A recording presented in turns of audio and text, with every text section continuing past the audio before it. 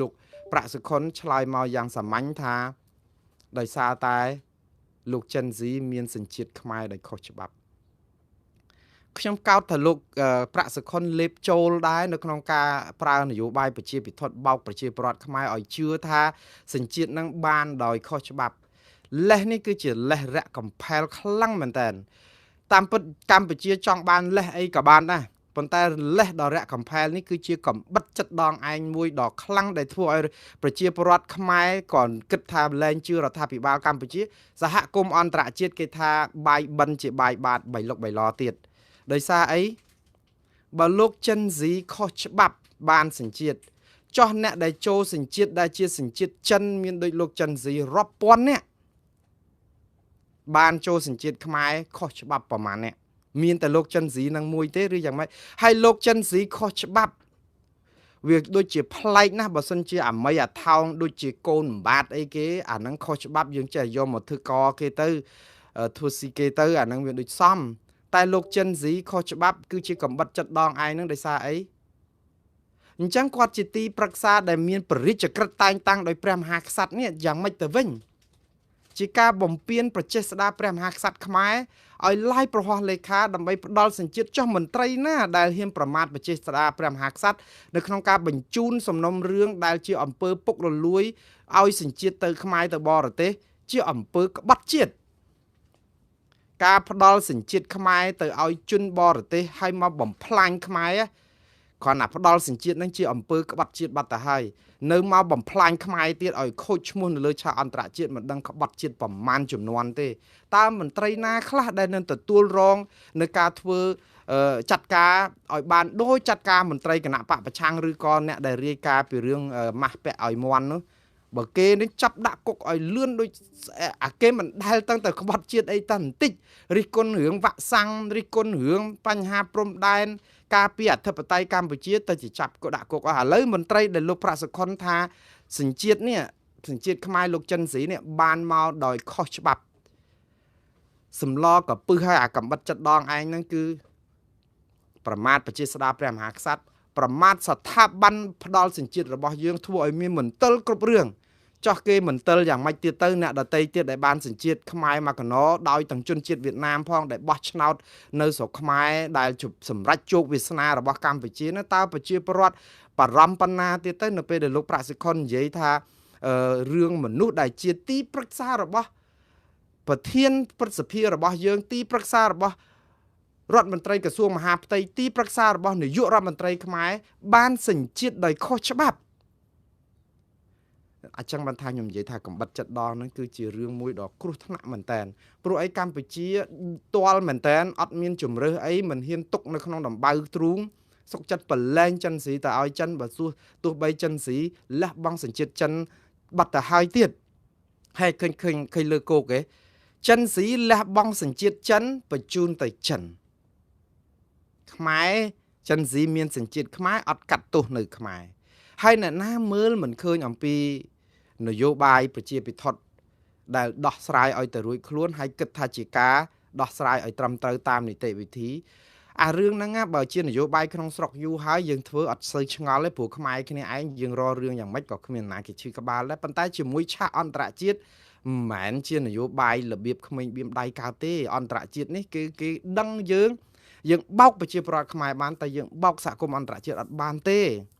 ហើយដល់ពេលលោកនិយាយថាលោកចិនស៊ីបានសញ្ជាតិដោយខុសច្បាប់បញ្ជូនទៅវិញហើយលោកប្រាក់សុខុនប្រើពាក្យអញ្ចេះទៀតថាលោកចិនស៊ីហ្នឹងគឺមានសញ្ជាតិចិនជាការពិតខ្ញុំមិនដឹងថាតើការបកស្រាយនេះវាសមហេតុផលប៉ុណ្ណាដែរធម្មតាលោកចិនស៊ីកើតនៅចិន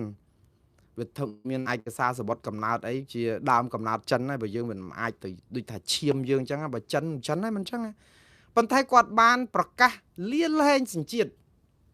ចឹងនៅពេលដែលគាត់សុំសញ្ជាតិខ្មែរបានន័យថាគាត់បានសញ្ជាតិខ្មែរគាត់លាលែងសញ្ជាតិចិនហើយរឿងអីដែលលោកចិនស៊ីលាលែងពីសញ្ជាតិចិនដោយសារមិនចង់ឲ្យអាជ្ញាធរចិនចាប់ខ្លួនគាត់បានព្រោះចិនអត់មានសមត្ថកិច្ចចាប់ខ្លួនគាត់ទេនៅពេលដែលគេទាមទារឲ្យចាប់គាត់កាល2019លោកហ៊ុនសែនប្រកែកមិនបញ្ជូនទៅទេព្រោះដោយសារតែលោកចិនស៊ីហ្នឹងគឺមានឥទ្ធិពលនៅខ្មែរហើយមានសញ្ជាតិកម្ពុជាទៀតហើយលោកចិនស៊ីដោះ បោះសញ្ជាតិចិនចោលបាត់ទៅហើយដល់តែពេលឥឡូវវិលមករកកន្លែងដដែលគឺកាត់ក្បាលឲ្យត្រូវមួកយើងអត់កាត់មួកឲ្យត្រូវក្បាលទេហើយបងប្អូនដឹងហើយតែកាត់ក្បាលឲ្យត្រូវមួកហ្នឹងវាទៅពាក់មួកអីកើតបើកាត់ក្បាលបាត់ទៅហើយហ្នឹងអញ្ចឹងមានតែស្លាប់អាមួកហ្នឹងក៏គាត់ចោលប៉ុន្តែឥឡូវគាត់គិតថាដោះស្រាយបញ្ហាបានហើយគឺយើងយកក្បាលយើងយកទៅលាក់នៅក្នុងខ្សាច់ទុកគូតកដាលវាលហើយឥឡូវយើងខ្ញុំថាមិនចង់រិះគន់ទេប៉ុន្តែដូចថាបងប្អូនប្រជាពលរដ្ឋនិងឆាកអន្តរជាតិខ្ញុំថាដូចម្ដងទៀតបោកប្រជាពលរដ្ឋខ្មែរអត់អីទេយើងបោក30-40ឆ្នាំប្រជាពលរដ្ឋមិនមែនជឿទេ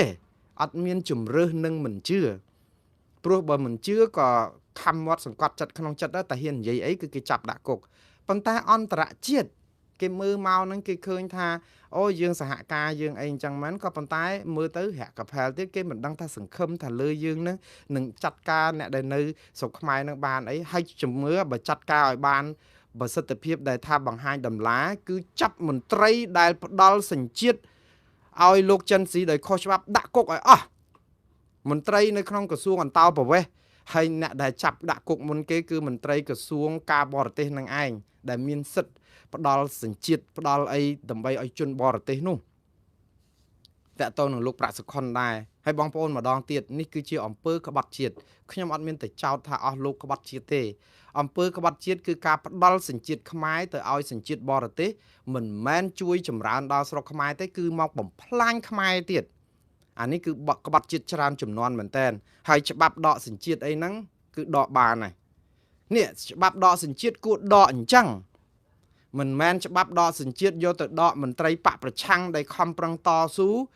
ឲ្យមានសិទ្ធិមនុស្សប្រជាធិបតេយ្យឲ្យមានសេរីភាពនៅស្រុកខ្មែរដើម្បីឲ្យវិនិយោគិនគេមករកស៊ីស្រុកខ្មែរដើម្បីឲ្យស្រុកយើងមានប្រជាធិបតេយ្យឡើងវិញឲ្យគេពេញចិត្តនឹងជួយសហការជាមួយយើងឲ្យប្រទេសយើងរីកចម្រើន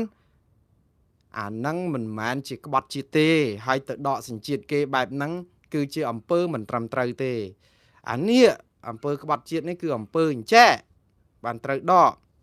ប៉ុន្តែបងប្អូនយើងចាំមើលអញ្ចឹងមិនថារដ្ឋាភិបាលបង្កើតបញ្ហាម្ដងហើយម្ដងទៀតបន្ថែមហើយបន្ថែមទៀតដល់អញ្ចឹងទៅអាមួយដោះអត់ទាន់បានផងថែមអាពីរដោះអត់ទាន់រួចថែមអា3តែយ៉ាងណាអានេះគឺជារឿងកម្មអកុសលដែលយើងសាបព្រោះខ្យល់រមែងទទួលផលជាព្យុះសង្គ្រាខ្ញុំមិនដឹងថាតើកម្ពុជានឹងដោះស្រាយយ៉ាងម៉េចទេហើយនយោបាយជាពិធដ្ឋនេះលែងដើរហើយសម័យនេះសម័យបច្ចេកវិទ្យា AI លែងដើរហើយសូម្បីតែបោកអា AI ហ្នឹងក៏ប្រជាពលរដ្ឋឥឡូវចេះទៀតអ្នកស្រែចំការលក់ត្រកួនក៏គេដឹងថាអានាងអើយអាហ្នឹង AI ទេអញឃើញហើយអញស្គាល់ហើយអារឿងអន្ថលលងហ្នឹង AI ហើយណាឥឡូវប្រជាពលរដ្ឋខ្មែរឆ្លាតណាស់អញ្ចឹងអាការបោកហ្នឹងលែងទៅរួចហើយវាមានស្អីប្រកែជាងការពិតហើយនឹងភាពស្មោះត្រង់ទេបងប្អូនដើម្បីបានសេចក្តីទុកចិត្តមកវិញនោះហើយខ្ញុំលើកទឹកចិត្តឲ្យរដ្ឋាភិបាលធ្វើដូច្នេះកម្ពុជាឥឡូវនេះលោកប្រាក់សុខុនក្រសួងការបរទេសឈានមួយកម្រិតទៀតនិយាយពីទំនាក់ទំនងជាមួយសហរដ្ឋអាមេរិកខ្ញុំថាទំនាក់ទំនងជាមួយសហរដ្ឋអាមេរិកនេះគឺជាទំនាក់ទំនងទឹកលើស្លឹកឈូកទេកលេចកឡក់ហ្នឹងគឺយើងអត់ច្បាស់លាស់ដែរកម្ពុជាភ្លើងចម្បាំងជាមួយអាមេរិកហ្នឹងក៏អាមេរិកគេមិនជឿយើងដែរ